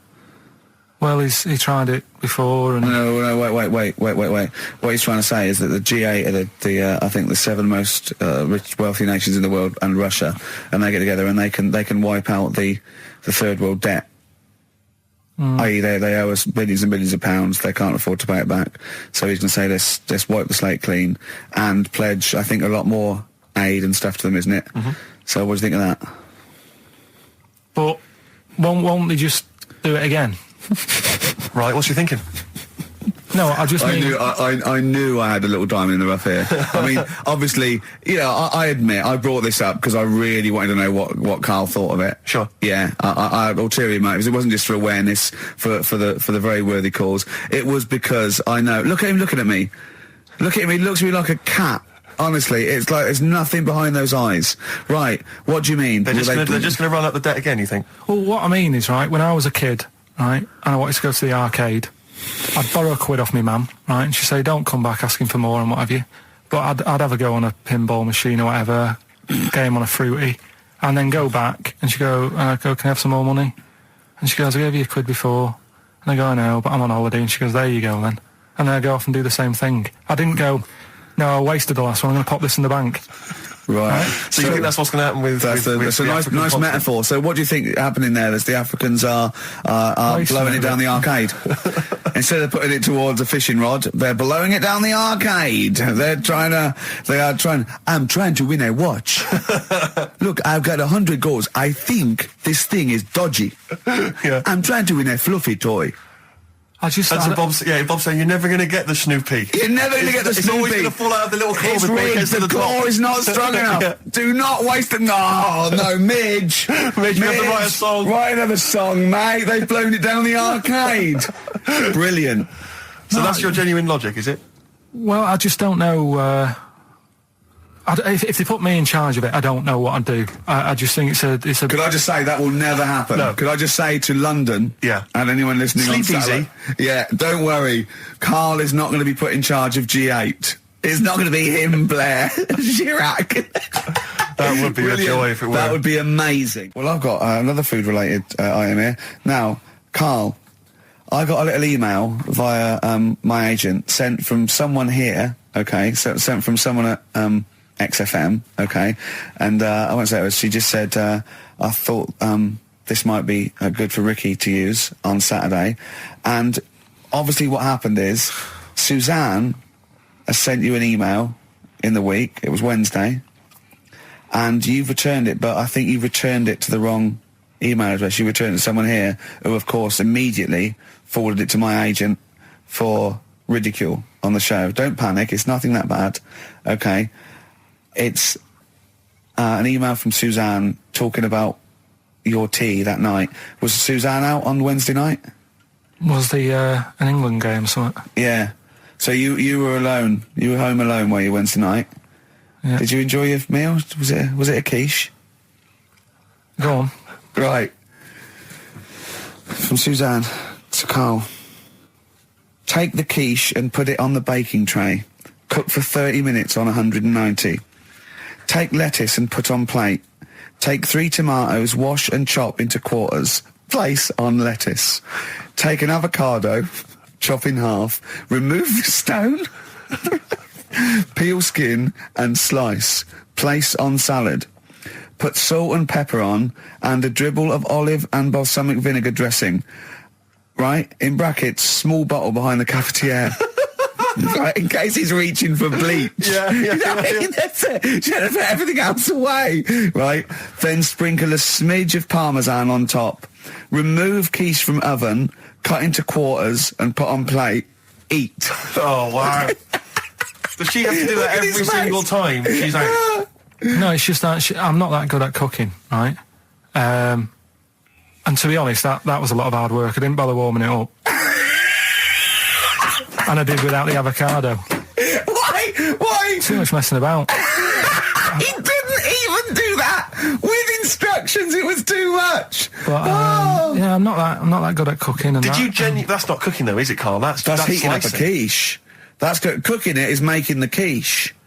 Yeah, but I'm just. Could you have figured that out if she hadn't left that note for you? Why did she have to tell you what the olive oil and balsamic vinegar was? Because I've put sort of cooking oil on my food once, and I said, oh, it's a bit. It's ever since, right? Years ago. I'm gonna die. Years ago, leaving Mr. Magoo at home. It was ever since I put sausages in the toaster that. What do you mean? I nearly set the flat on fire. Because do you know, like when you're grilling food in a pan and all that? Yeah. Sort of sausages spit and it goes everywhere, doesn't it? And it makes everywhere greasy. In the toaster. So I thought, well, just want to warm them up. Yeah. Bung them in the toaster. Yeah. What happened? And she sort of caught. Well, they got stuck and they sort of caught on fire. I imagine. She came in just as I was sort of plunging it, and Matty came in from work. Said, "What are you doing? I said, I'm in sausages." Well, the oven isn't on. I know they're in here. What? You turn it off? Panicking and that. But I've never been into it. I've never been into cooking and that at school and stuff. I didn't bother doing it. Oh, every time Suzanne comes home, she must think, please be the house still there. Yeah. Please not let me hear a fire engine as I come round this corner. Oh, God. She comes and goes, oh, God, thank God. I bet she's always happy to see you when she gets home and you haven't burned the place down or introduced some howler monkeys or something. Unbelievable. What I find extraordinary is there are people who are in sort of care in the community who don't need instructions on how to prepare food. Oh, they do. They can do it. Yeah, you show them once. Yeah, they they've learned it. Whatever you do, don't put sausages in the toaster, Johnny. Do you know what I mean? Yeah, and they've learned it. They don't put sausages in the toaster. Yeah. They put their fingers in. But, yeah. Landed Ben Folds on XFM 104.9. We've had an email, Rick, from Simon Whittaker. He says, he's throwing the question to Carl. Have you seen the video for that Ben Folds song where there's apparently a monkey working the sound desk and shifting the piano? So, yeah, you want to check that out. Talking of monkeys working the sound desk, we've also had a lot of emails directed to you.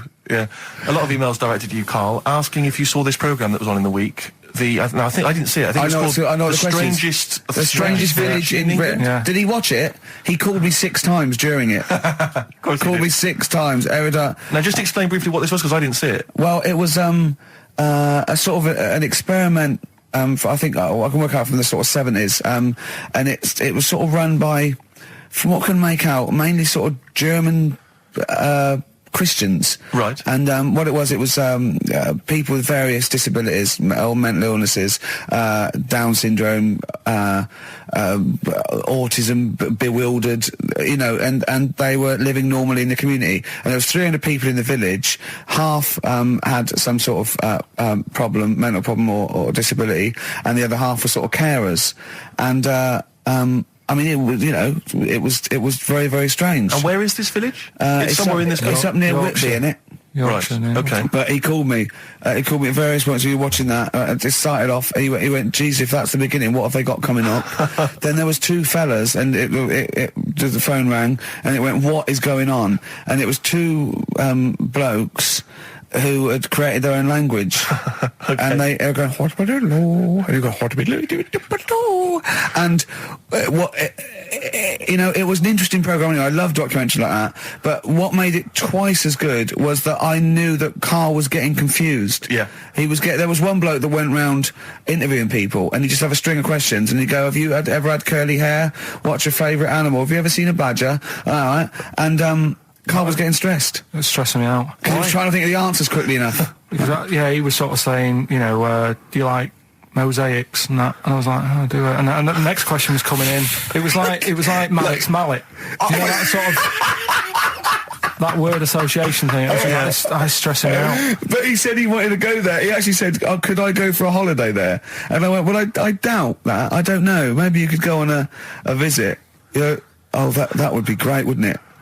For Karl to walk in there. But the thing about it would be like, Karl would be the ruler. He'd be the king. It would be that in the kingdom of the blind, the one-eyed man is king. I mean, he would just dominate. I don't know. There were some of them were quite clever. Really? Yeah, I don't think he'd. I think he'd probably be average.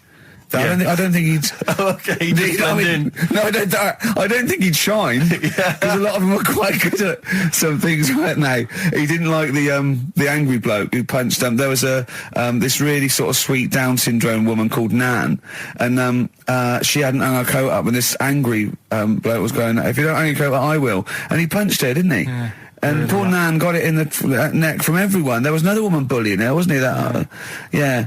But you like the little the little Down syndrome fellow with the woolly hat who was helping that woman. If I went there, he's the one who had sort of humped down and said, come on, let's go for a pint or something. Sure. But incidentally, do you like mosaics? We didn't establish that. He's still thinking about it. David Bowie, Watch That Man on XFM 104.9. Now, coming up, Steve, and listeners, I'm talking to them mainly. I'm not really, I'm talking to you and Karl, really. Yeah. But coming up, an old feature, Knob News. Oh, Knob News, the welcome return of Knob News. Yeah, and Monkey News is still there, isn't it? Yeah. Just briefly, you don't think you really gave that competition justice, did you, not handing out the email? No, let's just quickly whiz through the questions again. Yeah. John's texted in, by the way. He says, I never get any of the Rockbusters clues. Is this a good or a bad thing? Definitely a good thing. Definitely a good Definitely thing. a good thing. Yeah. Yeah. Did you have to have that thing done where they say, what side do you wear your member? What side you dress. They don't say what side you wear your member. That would hardly be a euphemism, would it? So they say what side you dress, sir.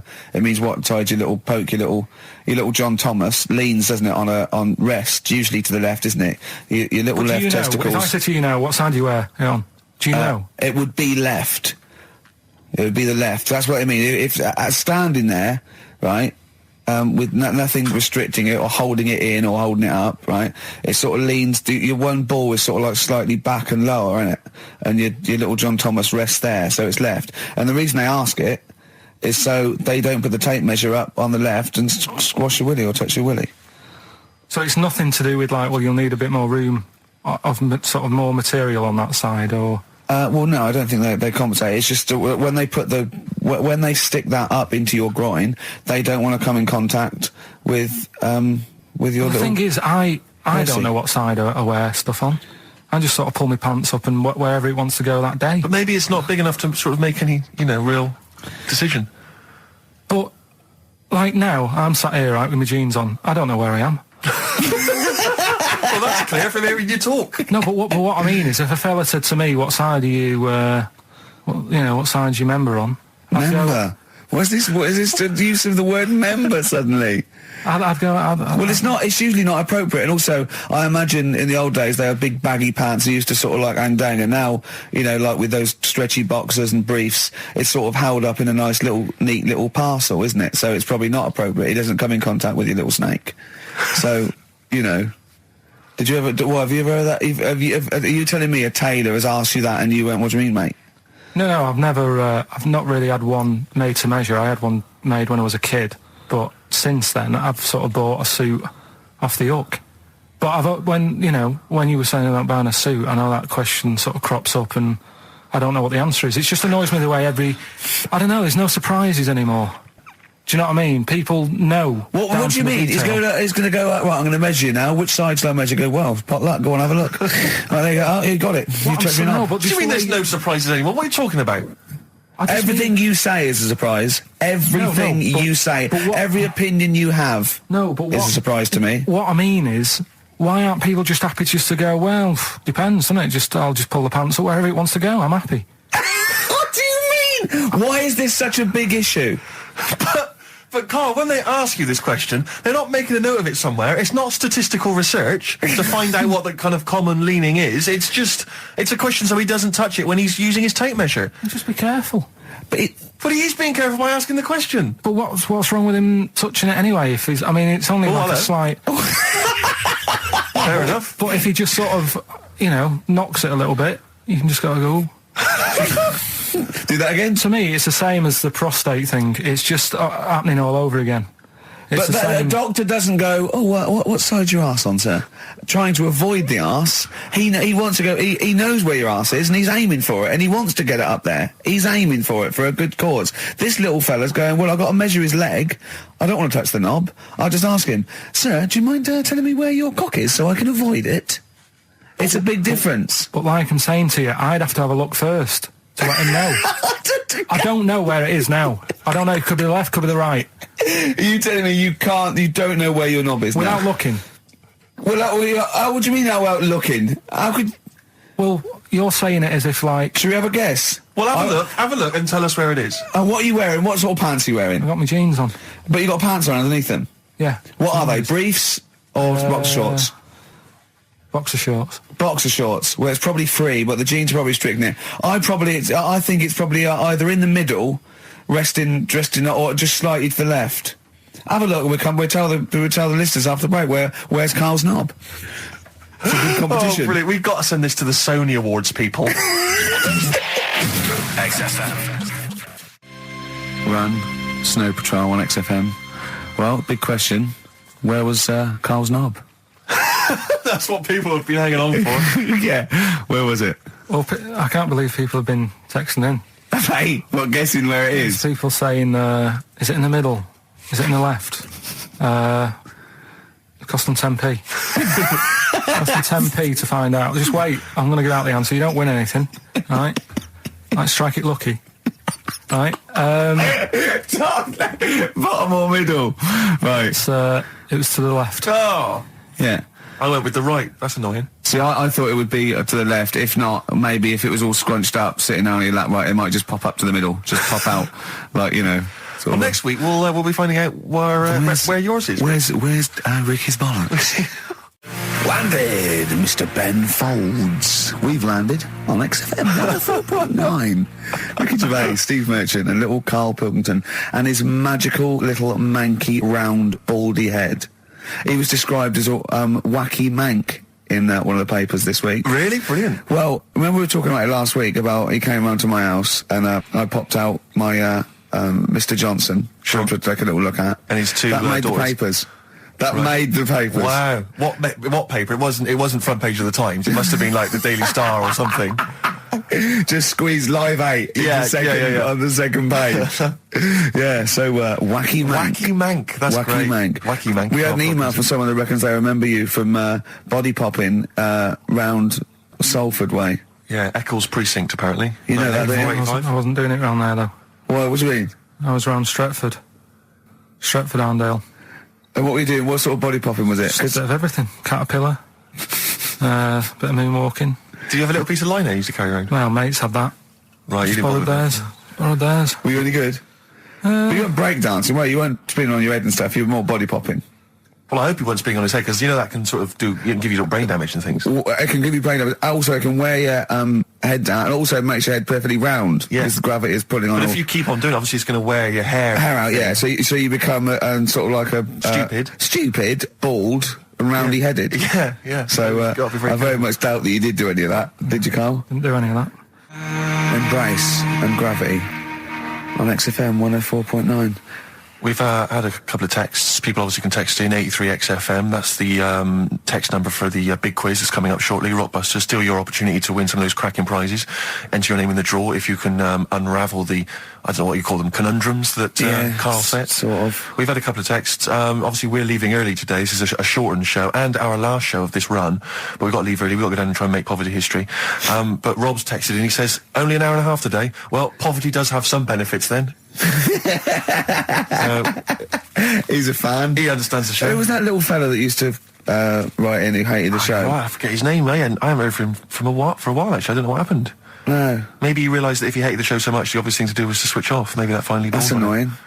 What's his name? Someone will remind us of his I name. like people who hate us to carry on listening. Yeah. It just gives it an edge, doesn't it? Yeah. It's the fact that, that you're annoying someone. I mean, I love annoying people. I know you do. I know. So You're like a kind of walking Chinese water torch. Yeah, exactly. Yeah. Well, how's it going with Rockbusters? Anyone got the answers? Actually, one guy has texted in, James in Deptford, he's offered some answers, and he says here, the guy that hated us, famously, of course, we should have remembered, Dickie Anderson. Dickie Anderson? Richard Anderson, of course. I don't know if Dickie's still listening. If he is, obviously email in ricky.gervais@xfm.co.uk and tell us what you've been doing, how you've been keeping busy and stuff. Yeah. Nice to hear from him. Chris Campling hasn't called, has he, either? Yeah, The one that thinks that not only is this whole show scripted, imagine that, right, but that Karl is a character created by us. Yeah. He's actually an actor. Oh, if only we Look could at take credit that, for a that. shaved monkey we got.